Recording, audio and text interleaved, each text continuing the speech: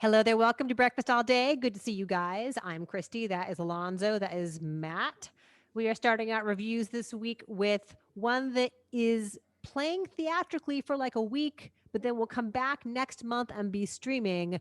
But it's one that you're going to want to check out in some form, no matter what. It is Nomadland. It is Chloé Zhao's follow up to The Writer, and Alonso is going to tell you about it.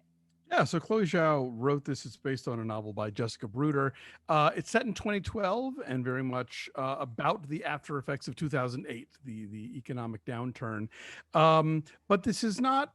Any movie that starts with the announcement that like the mill town has shut down, you're expecting it to be very sort of politically driven. But this is really more of a character study.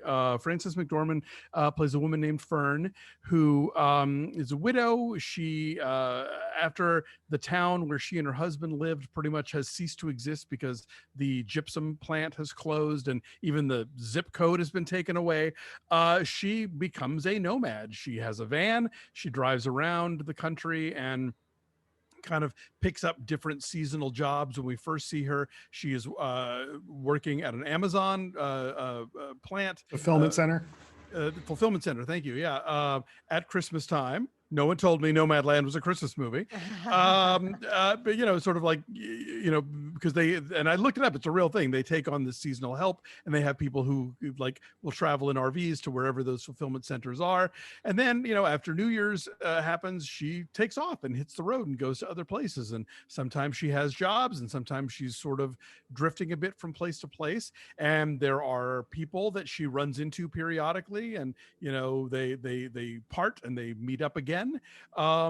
And we really get to know her. We understand what her life was like before, the way that she feels about her husband, and how that sort of feeds into the existence that she's choosing to have now, including the possibility of a relationship with another sort of drifting character played by David Strathairn, although she remains resistant to it because out of a sense of her duty to her late husband, which extends to sort of not settling down anywhere because she feels, I think, it would be a betrayal of him to sort of set up house, somewhere else without him.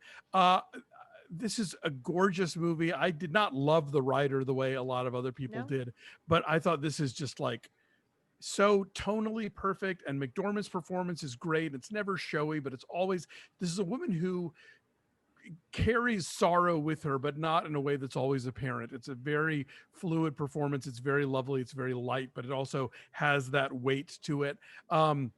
A lot of the people that she encounters are people playing versions of themselves, including a guy named Bob Wills, who is a vocal advocate for people who live this nomadic lifestyle out of RVs or vans or whatever.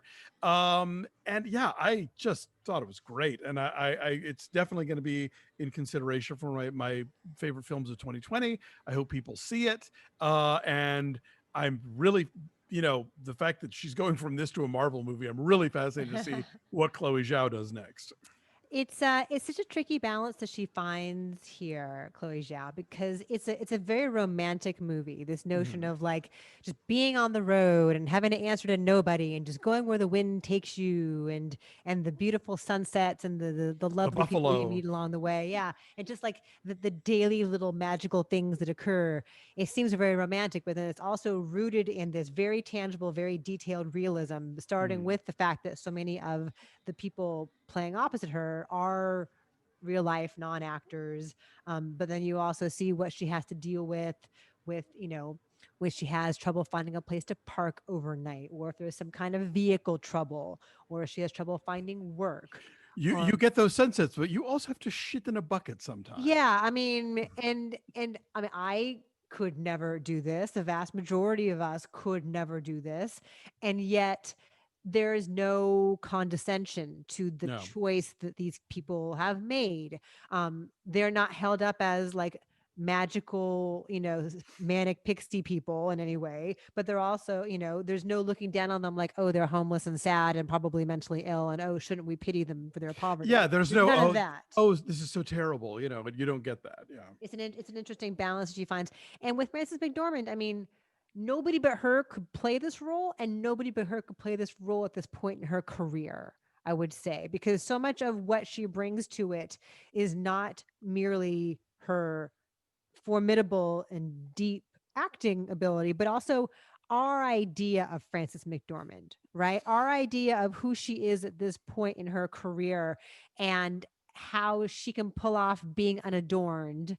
And it's unmistakably Frances McDormand. Jean And jacket at the yet, Oscars. yeah, and yet she also you know, it's a real character. She imbues it with all of the ability she has to create a whole believable life. It's not just like Frances McDormand shows up in a van with no makeup on and talks to people. Right. There's so much craft going on.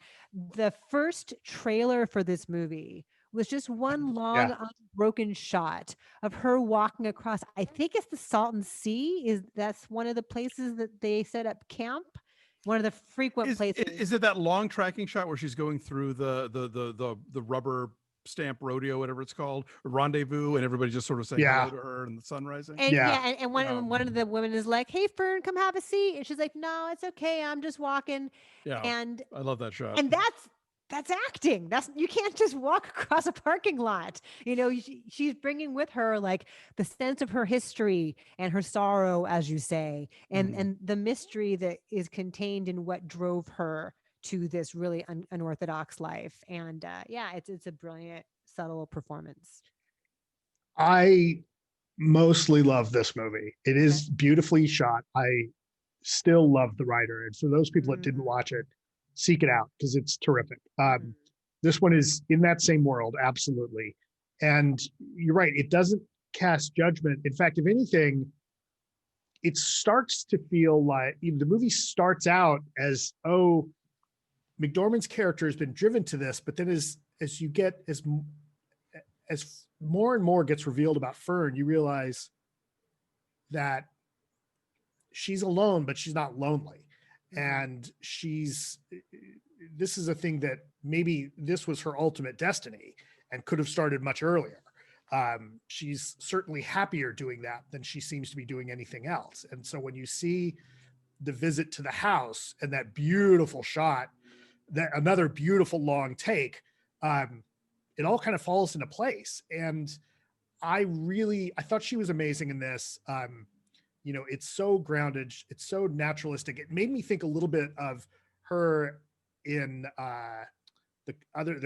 Fargo, a little bit. Like this is yeah. There's a shot, Matt. There's a shot where she pulls her car off to the side of the road to go pee along the fence line, and it looks like where Marge finds the body, doesn't it? Yeah, it's so evocative of a really specific image that it couldn't possibly have been an accident. Right, but it did make me think a little bit of like, oh, this is in, like maybe Marge is on her family tree someplace. Yeah, I really dug this, and it's just very matter of fact, and the stuff that you get with Bob, the guy who's that looks like Santa Claus, as they say, does seem to. This movie ends up on the side of the idea of this 20th century society or 21st century doesn't work for everybody. And this is perfectly fine to be able to do. And here's how you do it. And I like that a lot. What I had a bit of a problem with is that I can't help but think, and I realize this is not Zhao's role. I can't help but think when you get that kind of access to an Amazon sorting facility and treat Amazon and yes, I'm bringing politics in this, but treat Amazon with the kid gloves that this movie does. That's a little bit like, I get that this isn't that story. I get that. I think the movie gives us credit for knowing what it is we're seeing. And I think that it's just sort of using it as a step along the way. And I mean, yeah, because I have to admit, when, again, this starts with the news that you learn that this mining town is closed down. You see that she's at an Amazon, and I immediately thought, oh, okay, I know what we're about to get here. This is going to be Norma Jean. It's so not that Norma Ray. Yeah, it's not that at all. Right, and Norma Ray. I kind of had to adjust myself to what this movie is doing. And so I think that the stuff that it's weird because I think on the one hand, it's a movie about people who have been driven to do certain things because of a lack of choices, because of the way in this country it's very, fewer and fewer people get to just magically retire and live on that when they, hit a certain age. I always tell my siblings I'm going to drop dead on my laptop. Like, that's just not in the cards for me. But at the same time, it's like you have to kind of admire that this choice still exists and that these people are able to make a life for themselves and find community and live and thrive as they do in what you were saying, in a very kind of unorthodox way. And obviously the film is shot beautifully by Joshua James Richards, who also did The Writer. He did God's Own Country. And you just think, God, like, for as fucked up as America is and as badly as it treats so many of its non-rich citizens, it's fucking beautiful out here. Like, there's so much that this country has going for it and that it offers. And so I was kind of pulled back and forth of like, well, it sucks that the town closed, but at least she can do this. And she clearly is happy to be doing it, And one of the things I've been thinking about this movie a lot, because one of the things, and I will say, Christy, thank you so much for making sure that I got a chance to see this. My pleasure. I'm really glad that I watched it. It is this, like, I had no idea that there was a 21st century hobo community still thriving and still working in this country. And there is. And, and I don't mean hobo I mean it in the classic, like, migrant worker, does this cyclical thing, moving around the country. And, when she says, oh, I'm going to the beet factory, right? I'm going to the beet harvest. Oh, that doesn't start till October. There's another job you could do here. Okay, maybe I'll go do that. She's very cagey about it, but it's more that, like, she wants that freedom. And you see that in a bunch of other characters. And the way that community looks out for each other, even when Swanky's yelling at her, like, you can't be out here by yourself. You got to learn to do this. But then Swanky helps her. And, it's they may be stern and the correcting. scenes with the guy that she gives the lighter to are so gorgeous. So beautiful. Yeah. Well, also, I think because she's Frances McDormand, because she has that presence and that generosity, that she draws some of the loveliest moments in this movie out of these non-actors. Yeah. So is it Swanky who gives the whole speech about the birds and the eggs? Yeah. Yeah. So that is one of the most gorgeous, like, make you want to cry moments in the whole movie. And this is somebody who, in theory is just showing up and being themselves. It's never that easy. No. And They make it might be her story. Easy. They make it look that effortless and that real and that easy. A lot of that is the generosity and the longevity of Frances McDormand to have the presence of mind and the wisdom to figure out how to draw that out. So, and obviously Chloé Zhao has experience in working with untrained actors as well. And the whole thing of, like, being yourself on film is one of the hardest things to do. And she's very good at drawing that out of people. And we see that so much in this movie. Yeah. That's actually, by the way, the guy who shows up, who is David Strathairn's character's son, is David Strathairn's son. I was going to say, I actually didn't look into that, but I was wondering about that, because boy, it does look like him. Yeah. Strathairn. Yeah, so it's really, really lovely. And again, as I have said many, many times during this year, this is a movie I wish I'd seen in a theater. So if you are in a place where you feel comfortable going to a theater, it's out there for the next week, and it's getting its 1 week qualifying run theatrically, and then it will be streaming on the 15th on Amazon. Is it? I can't remember where. On Amazon. Is it Amazon? Right. No, it's Fox.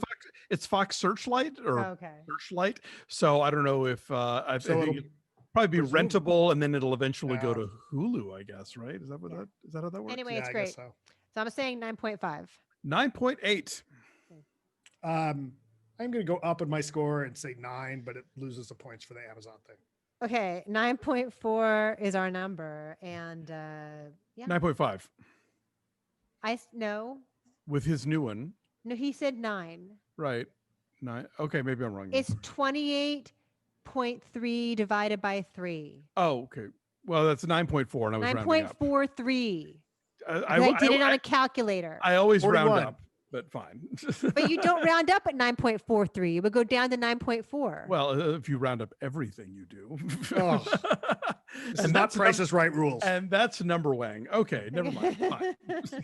Thank you for watching. Like this video, subscribe to our YouTube channel, follow us at BeFastAllDay on Twitter, Instagram, and Facebook. Check out our Patreon page at patreon.com/BeFastAllDay.